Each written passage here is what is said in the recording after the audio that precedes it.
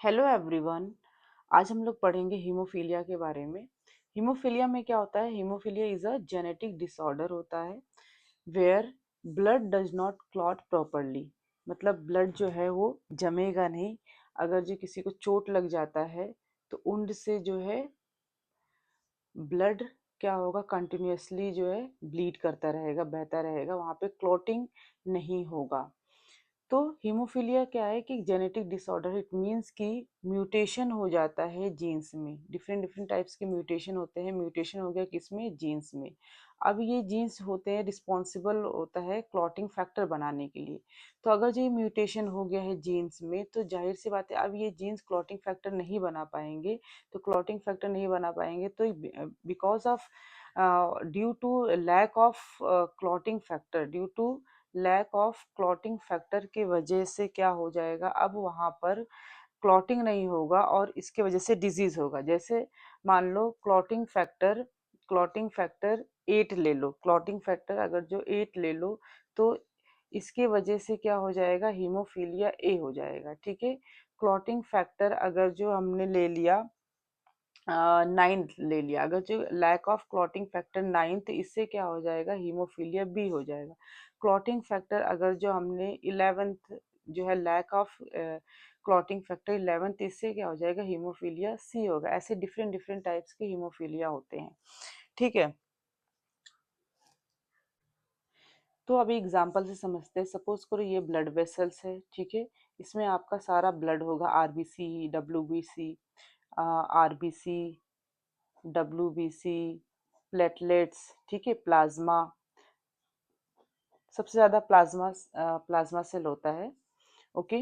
और सपोज करो यहाँ पर इंजरी हो गया है। ठीक है। Injury in the wall of blood vessels. अब यहाँ पे इंजरी हो गया है तो जाहिर सी बात है ब्लड जो है अब लीक करेगा। ठीक है। और ये जो आरबीसी, डब्ल्यूबीसी, प्लेटलेट्स, प्लाज्मा है। तो अब यहाँ पे जो प्लेटलेट्स होता है, प्लेटलेट्स, ठीक है, प्लेटलेट्स ये क्या करेगा, जहां पर इंजरी होगा वहां पर रश करेगा। ठीक है। Rush to the site of injury. ठीक है।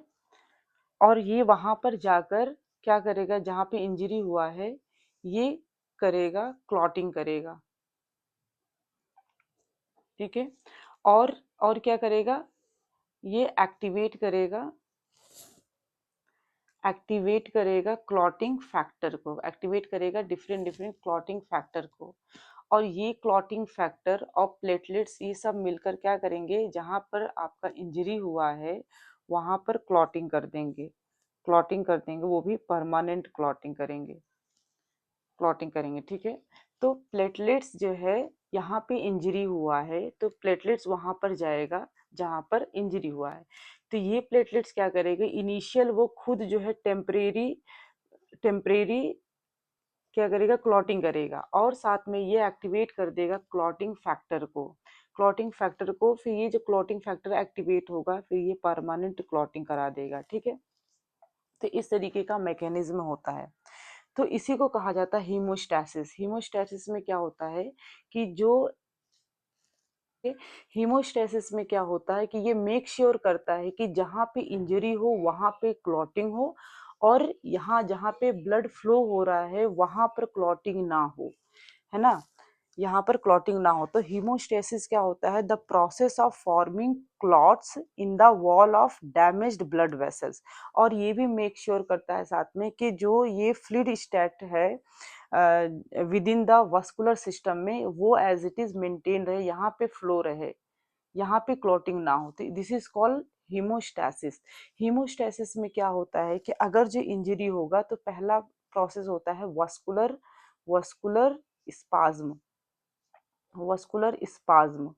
तो वस्कुलर स्पाज्म में क्या होता है कि जो ब्लड वेसल्स है इसको क्या होता है, ये डायमीटर जो है ये रिड्यूस्ड हो जाता है। इसी को कहा जाता है vaso constriction, constriction vaso constriction में क्या होता है कि जो ब्लड वेसल्स का है, अगर जो इंजरी होता है तो ब्लड वेसल का जो डायमीटर है वो रिड्यूस हो जाए।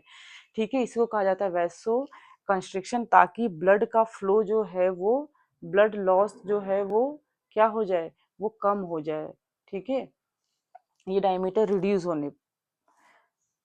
नेक्स्ट क्या होगा कि फॉर्मेशन ऑफ, दूसरा क्या होगा हीमोस्टेसिस में, फॉर्मेशन ऑफ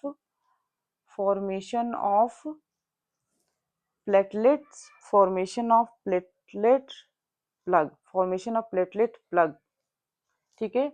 तो यहाँ पे जहाँ पे इंजरी हुआ है वहां पर क्या होगा, जो प्लेटलेट्स है वो प्लेटलेट्स रश करेगा to the site of injury, और ये प्लेटलेट्स क्या करेगा, क्लॉटिंग करेगा, जो कि टेम्परेरी, अभी वो परमानेंट नहीं हुआ, लेकिन परमानेंट कब होगा, जब ये एक्टिवेट करेगा डिफरेंट डिफरेंट क्लॉटिंग फैक्टर को, तब वो जाकर परमानेंट क्लॉटिंग हो जाएगा जहाँ पे इंजरी हुआ है। इस तरीके का मैकेनिज्म जो है हीमोफीलिया में देखने को मिलता है, ठीक है।